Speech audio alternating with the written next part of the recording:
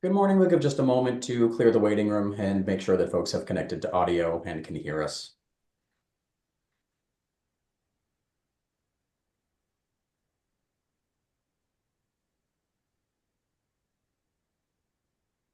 Good morning. This is the voting hearing of the Licensing Board for the City of Boston. Today is Thursday, February 27th, 2025.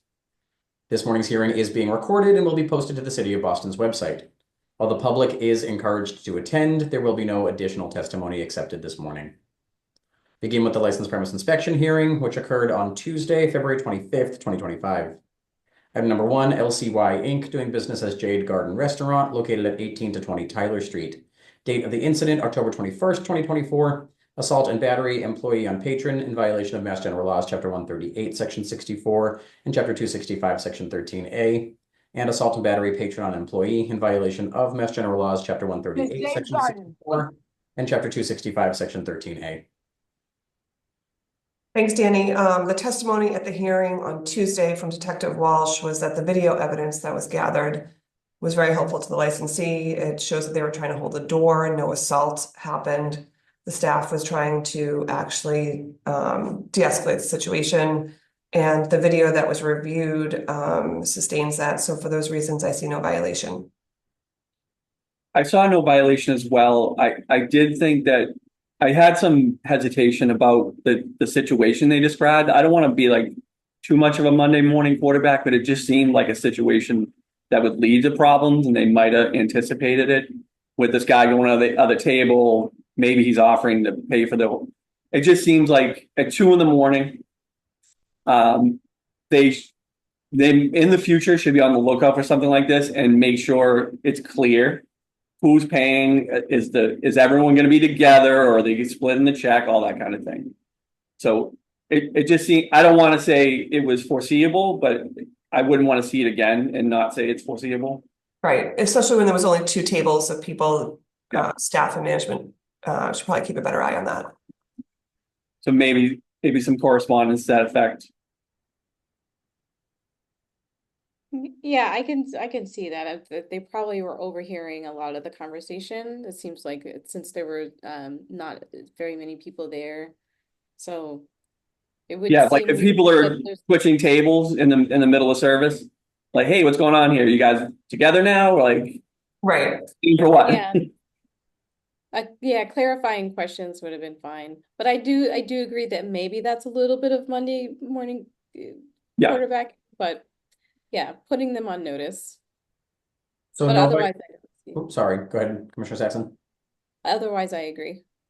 So it sounds like no violation, correspondence, just reminding them of general oversight of the premise. Anything specifically that the board wants docketed, or are we good with that?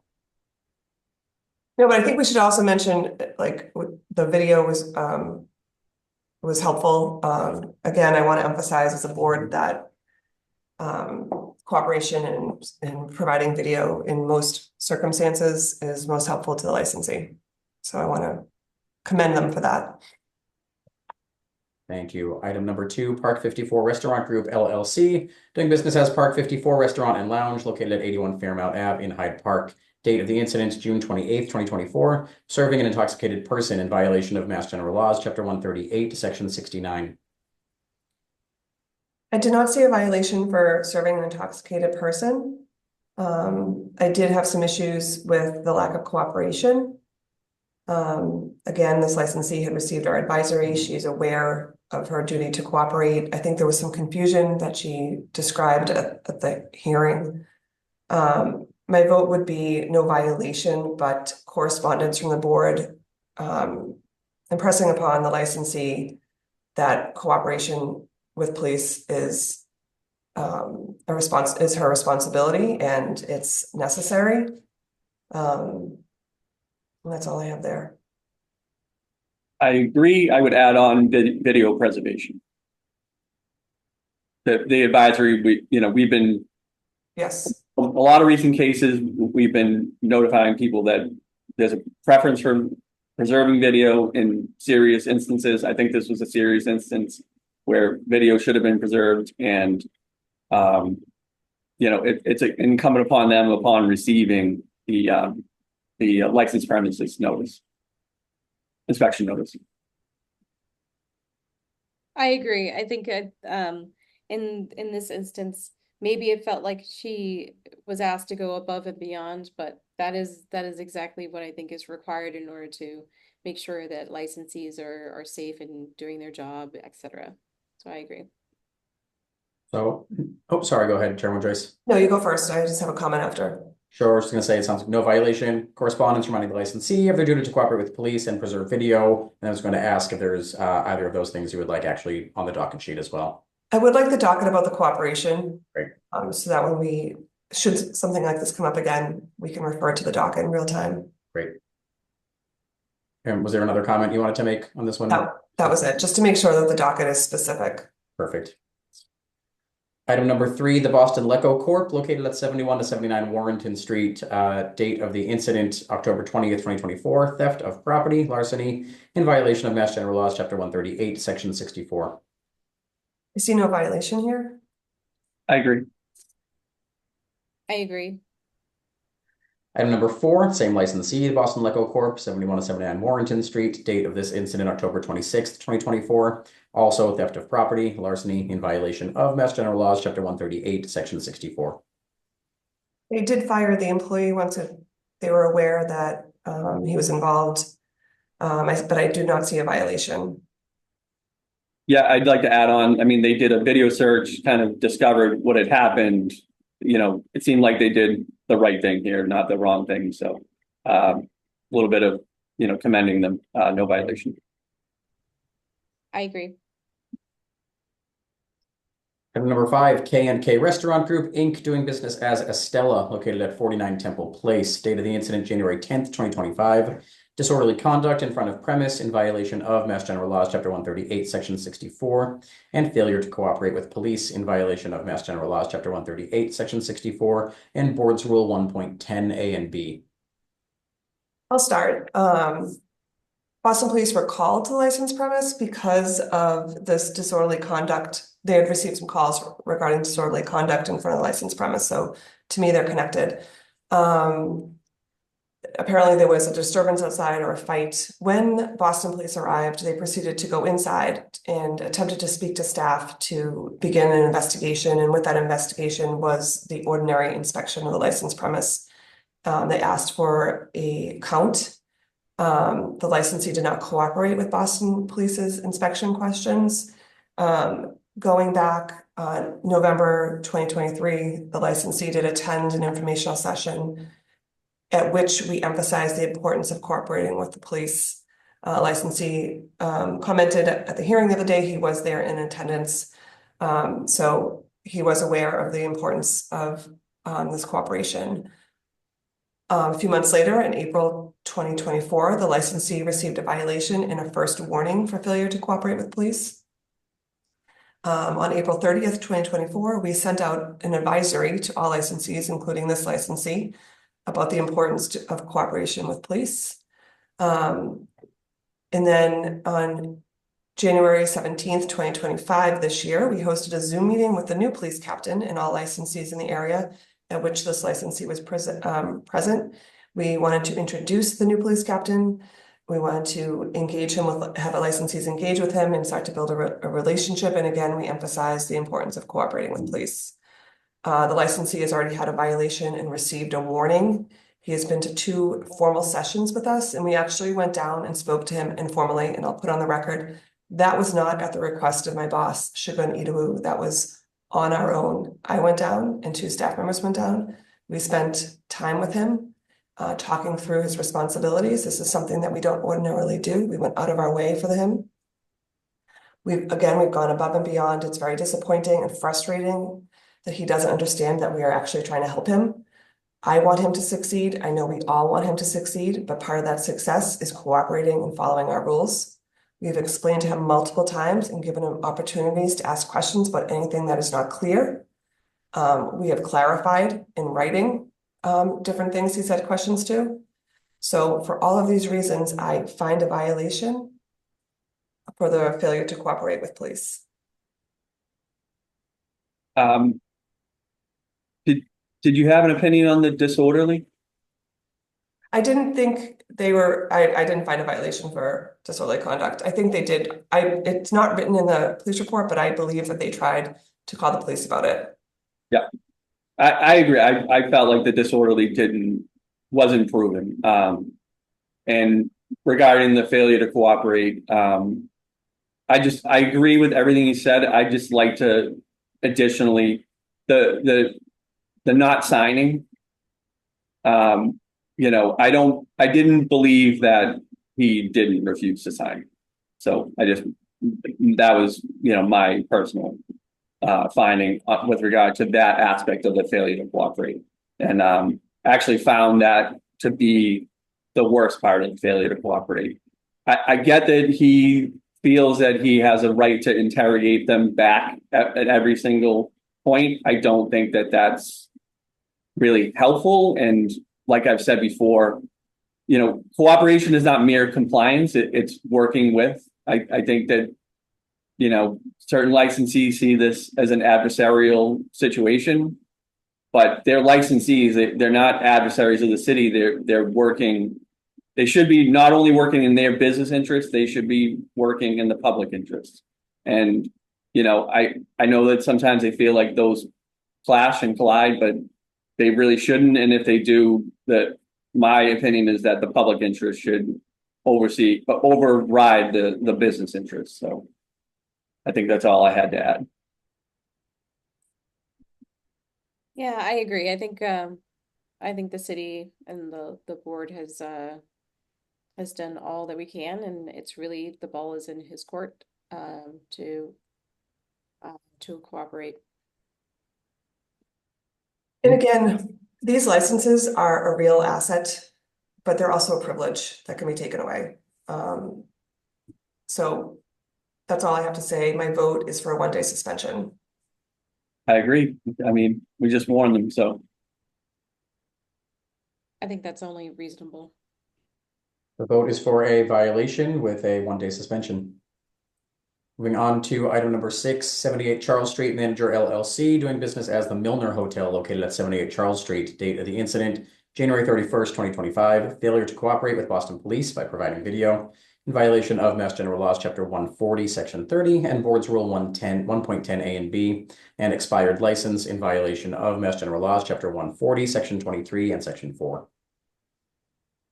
I also find a violation here for failure to cooperate. I didn't. I'd like to. In what respect? I'm sorry, Chairman. Not providing the video. I think it impeded the investigation. Yeah. The video was confusing. He said it was like unavailable. Then he said it was motion. Yeah. Well, so one aspect of it was I think he did provide the video to the first detective the next day. I think they had suspicions that the video had kind of been messed with in the short window between when they had received and when they didn't. And what gave me pause as to whether there was a problem with providing the video was that the SD card was full. I think the problem was that this guy just has like really an inadequate video system, and how it functions is not like up to par with like the business type of video systems we've seen. I think it's just a consumer level product that he brought in. The problem I saw was that the place isn't really properly camered up.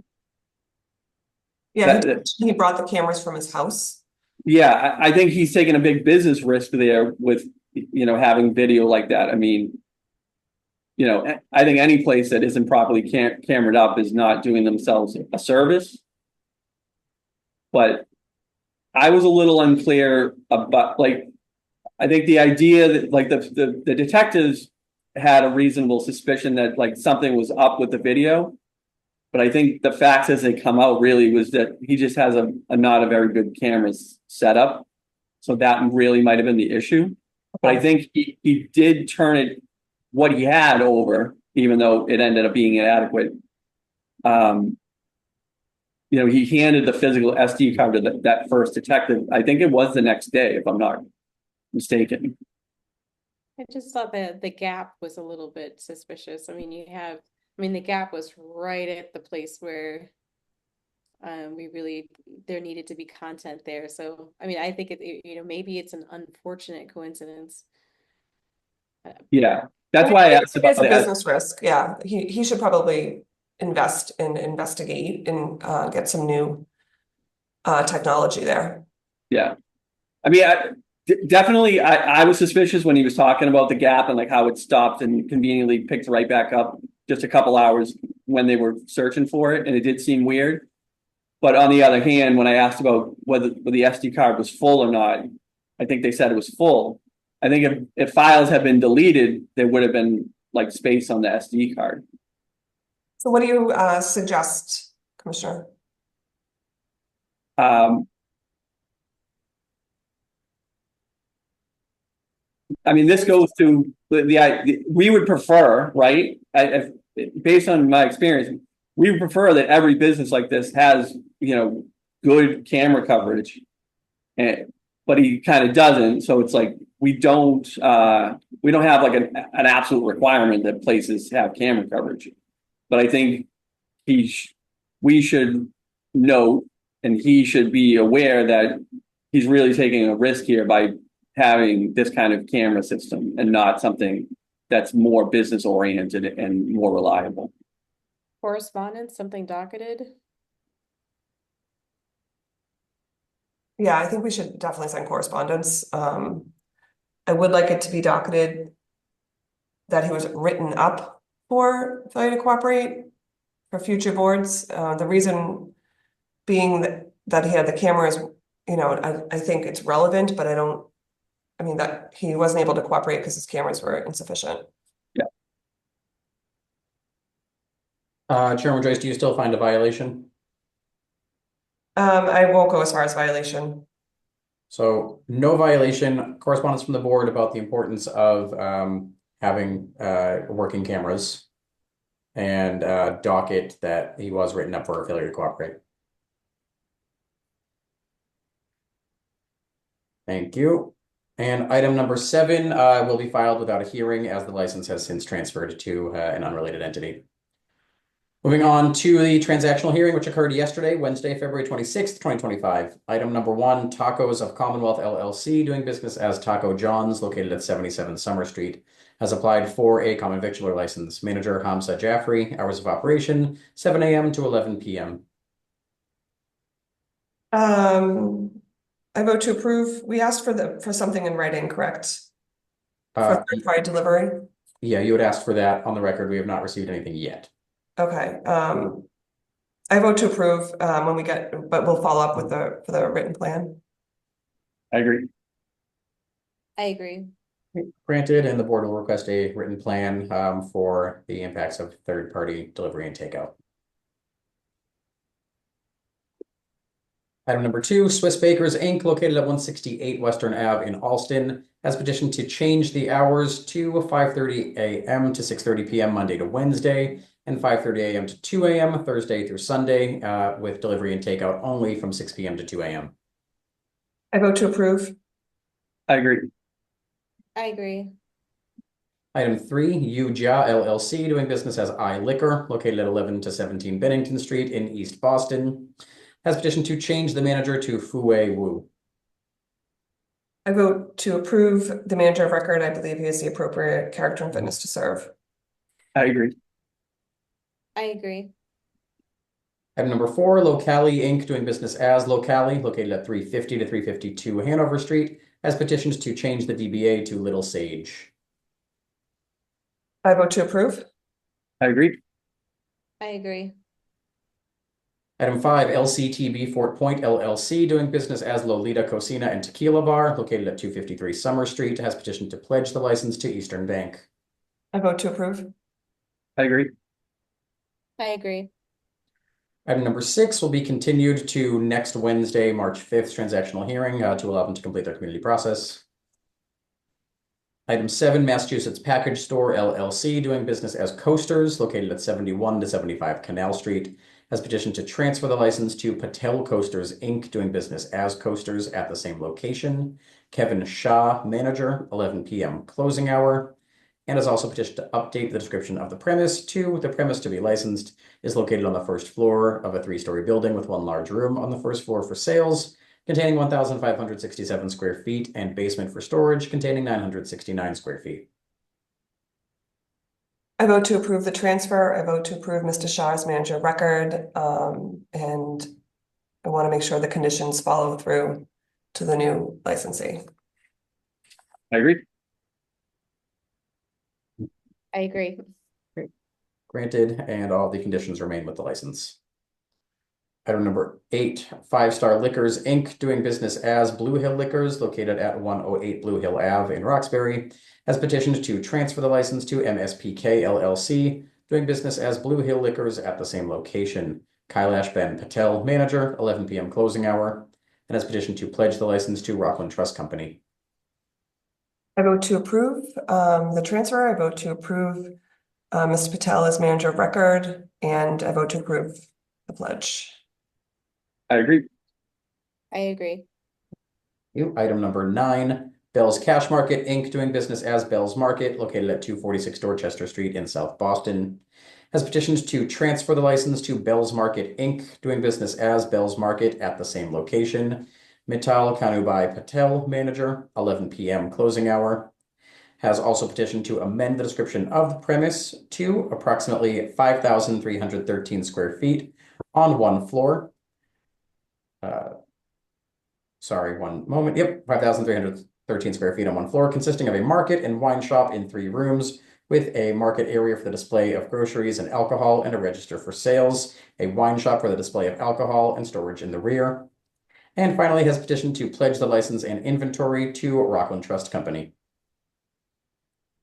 I vote to approve the transfer. And Mr. Patel is manager of record. I believe he has the appropriate character and fitness to serve. I also approve the pledge, and just to note that the condition should stay with the new license. I vote to approve as well. I agree. The application is granted. Item number 10, B.R. Kenmore LLC, doing business as Blue Ribbon Brasserie, Blue Ribbon Sushi, and Pescador, located at 498 Commonwealth Ave, has petitioned to transfer the license to Row 34 Kenmore LLC, doing business as Row 34 at the same location. Cortland Avila, manager, 2 a.m. closing hour. It's also petitioned to update the description of premise to premises consisting of 7,321 square feet on first floor of 5-story mixed-use building, consisting of main dining area, bar, storage, private dining room, main entrance on Commonwealth Avenue, secondary entrance through adjacent hotel lobby, 3 means of egress. Finally, it's petitioned to pledge the license to UMN VAG Kenmore LLC. I vote to approve the transfer and Mr. Avilar as manager of record. I also vote to approve the pledge. I agree. I agree. Item number 11, Maldi MAA Inc., doing business as Tremont Variety, located at 283 Tremont Street, has applied for a retail package store wines and malt beverages license. Manager Jitendra Kumar Patel, closing time 9 p.m. Excuse me. I vote to approve this application. The applicant's testimony was that only 15 to 20% of the floor space will be allocated for beer and wine. I believe they met the elements of public need. There was a lot of support. They agreed not to sell singles, and they have an ID machine and cameras. They're closing at 9 o'clock. My request, and I vote to approve Mr. Patel as manager of record. My request is that they keep a floor plan on site and submit that floor plan to the board, and should any changes be made, they come back to the board. I agree across the board. I agree. Great. And Chairman Joyce, the no singles, you'd like that as a condition on the license as well? Yes. Granted, no singles, no changes to the floor plan or increase in the amount of sales dedicated to alcohol without approval by the board. The floor plan needs to remain on site at all times. Item number 12, Liquor Story Inc., doing business as Liquor Story, located at 103 State Street, has applied for a retail package store all alcoholic beverages license. Manager Setu Dave, closing time 11 p.m. They've also petitioned to pledge the license and inventory to Rockland Trust Company. I vote to approve this application and Mr. Dave as manager of record. I believe he has the appropriate character and fitness to serve. This is going to be an amenity for this part of the city for workers and visitors alike. And yes, my vote is to approve. I agree. I agree. Application is granted. Items 13 through 16 are new on-premise Section 12 license applications. Chairman Joyce, would you like to hold deliberation on these until after the May 23rd deadline? Yes, I vote to defer. I agree. These will be deferred until after the deadline for the next round passes on May 23rd. Danny, I found what I needed, so I don't need a break. I'm fine. Oh, okay, great. Thank you. Then we will move on to non-hearing transactions. Following are applying for a new common victualler license at a previously licensed location. Item number 1, Fu Alston Inc., doing business as Ukiya, located at 77 Harvard Ave in Alston. Manager Pepe Cow. Hours of operation 11 a.m. to 10 p.m. I vote to approve. I agree. I agree. Item number 2, Menina Cafe Inc., doing business as Menina Cafe, located at 432 Geneva Ave in Dorchester. Manager Alejandra Rosa. Hours of operation 7:30 a.m. to 10 p.m. I vote to approve. I agree. I agree. Item 3, RMYN LLC, doing business as Jersey Mike's, located at 70 Staniford Street. Manager Rashid Alawi. Hours of operation 10 a.m. to 10 p.m. I vote to approve. I agree. I agree. Item 4, Columbus Specialty LLC, doing business as Gary's Pizza, located at 1744 Washington Street in Roxbury. Manager Jennifer Luna. Hours of operation 9 a.m. to 10 p.m. I vote to approve. I agree. I agree. Item number 5, Harrigan Islands Cuisine Corp., doing business as Harrigan Islands Cuisine Corp., located at 554 Dudley Street in Dorchester. Manager Gareth Harrigan. Hours of operation 8 a.m. to 8 p.m. I vote to approve. I agree. I agree. Item 6, Golden Chicken Corp., doing business as Kapow Thai Cuisine, located at 2257 Dorchester Ave in Dorchester. Manager Disakul Rangsimani Fong. Hours of operation 11 a.m. to 10 p.m. I vote to approve. I agree. I agree. Item number 7, TCC Brands Inc., doing business as Cumin Club Indian Kitchen, located at 100 High Street. Manager Giovanni Perloni Medina. Hours of operation 11 a.m. to 10:30 p.m. This is within the High Street Place Food Hall. I vote to approve. I agree. I agree. Item number 8, Bangle Groups Inc., doing business as Starbucks Boston Long Wharf Marriott, within the Boston Long Wharf Marriott at 296 State Street. Manager Monir Saji. Hours of operation 6 a.m. to 8 p.m. I vote to approve. I agree. I agree. And item number 9, Little Sicily Inc., doing business as the Daily Catch, located at 331 Hanover Street. Manager Basil Fedora. Hours of operation 11 a.m. to 11 p.m. I vote to approve. I agree. Following have applied to make changes to their existing common victualler licenses. Item number 1, Tazia LLC, located at 21 Dry Dock Ave, has petitioned to change the corporate name of the license to Tazia LLC, correcting a spelling error, and also has petitioned to change the ownership interest of the license to Nakan Runguanatanapol at 45% of shares and Elisa Satnarungs at 55%. This is the removal of one partner and the distribution of the shares between the remaining two. I vote to approve. I agree. I agree. Item number 2, PR Restaurants LLC, doing business as Panera Bread, located at 364 Brookline Ave, has petitioned to change the closing hour from 10 p.m. to 11:30 p.m. I vote to approve. I agree. I agree. And item number 3, 6OI Kitchen Corp., doing business as 6OI Kitchen, located at 1459 Dorchester Ave in Dorchester, has petitioned to change the operating hours to 6 a.m. to 8 p.m. I vote to approve. I agree. I agree. The board has before them a list of applications for special one-day alcoholic beverages licenses, which have been administratively reviewed by staff and approved by the board.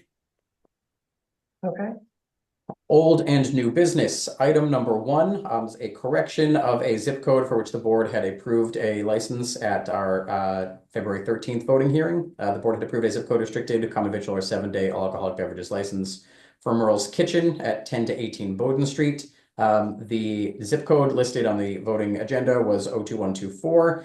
It is right on the line and across the street. It actually is within 02121. So just want the board to correct the pool of licenses that is authorizing this to be pulled from. I approve. Sounds good. Okay, They will receive an 02121 zip code restricted license. Items 2 through 7 all concern the violations from the same licensee, Massachusetts Sports Service Inc., doing business as TD Garden at 100 Legends Way. Chairwoman Joyce, would you like these all read in at once or one by one? Oh, you can read them all in at once. Okay. So item number 2, date of this incident was April 10th, 2024, removal of 2 underage intoxicated patrons in violation of Mass General Laws, Chapter 138, Section 64, and removal of 10 intoxicated patrons causing a nuisance in violation of Mass General Laws, Chapter 138, Section 64.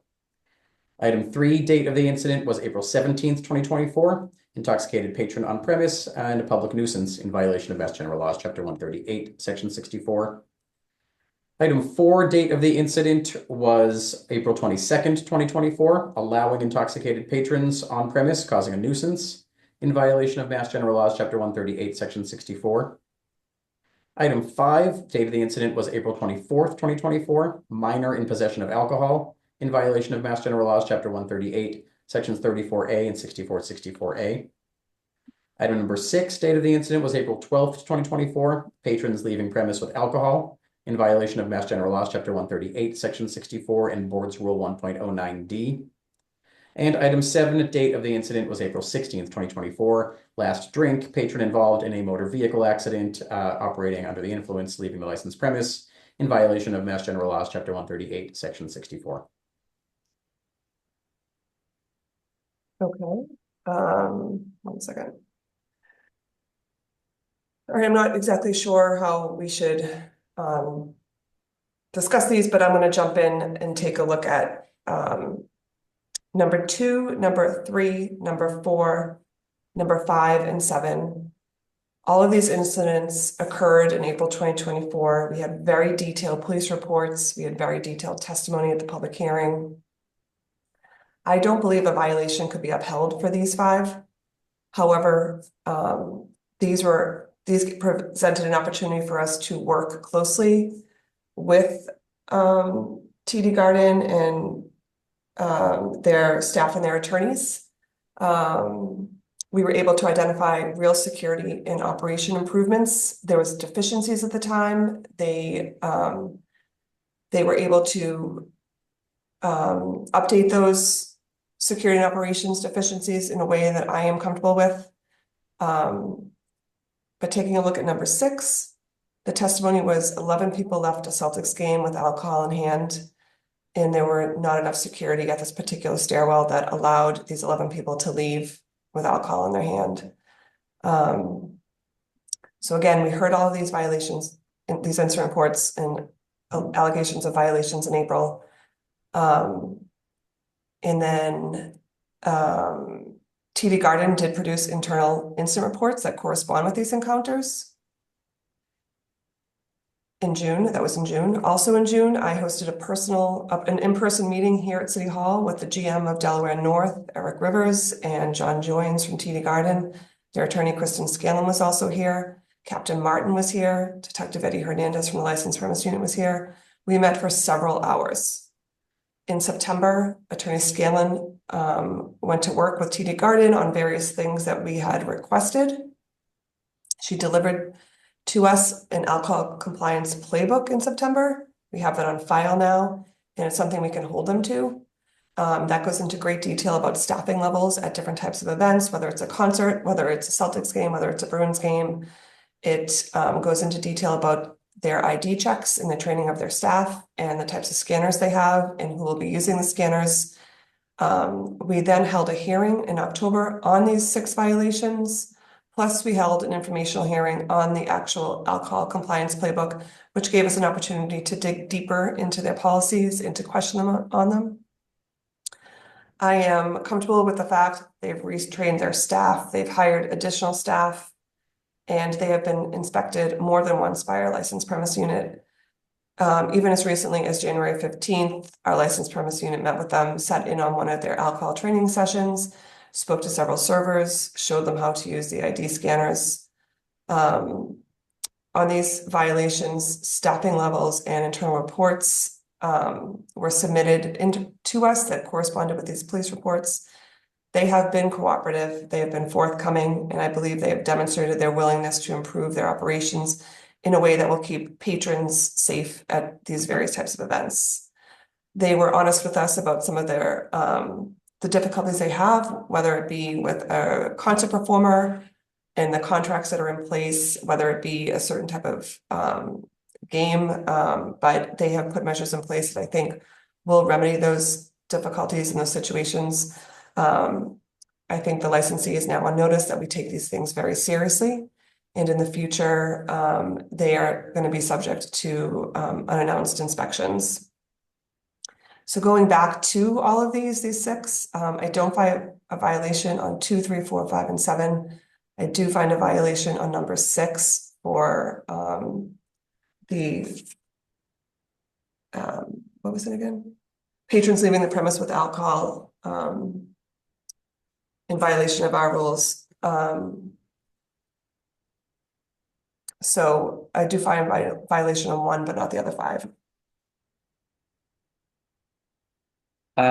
I agree with just about everything you said, or everything you said. And the patrons leaving was the clear, what, as far as the evidence was concerned, it was the clearest one. All the other ones were concerning, but I just don't think we just didn't quite have enough to really have them on the hook for it. I think it raises the specter that they weren't doing enough, but I don't think we quite, got them particularly. So. Yeah, I agree. I think if you look at in the global sense, or the totality of the circumstances, all of the dispositions are all fine. I think, they clearly have put in a lot of work. So hopefully we will not get these license premise violations much more in the future.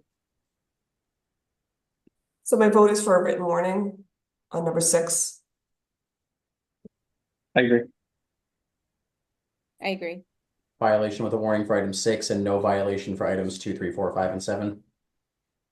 Yeah, I think the other ones would have been correspondence, but I think we've already covered that with all the meetings and everything. So we'll let those stand as what we normally would say, like correspondence. So, and like you said, we have a plan that we can hold them to in the future. So.